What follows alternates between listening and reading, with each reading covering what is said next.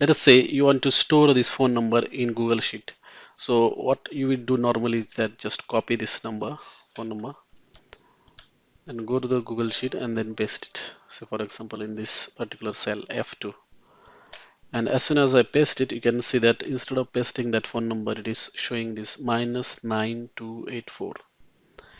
So why this is happening? The reason why this happens is because when you start these numbers with these operators plus, what happens is that it basically starts doing the mathematical calculations. So basically it will take this number, then subtract 632 from that, then it will subtract 555, and then it will add 1.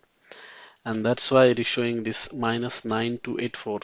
So to prevent those automatic mathematical calculations and show the phone number correctly, what you have to do is that you have to double click on this cell and then remove this is equal to. Instead of that, you have to use this single quote and then this plus operator. That's it. And now you can see it is showing the phone number as expected.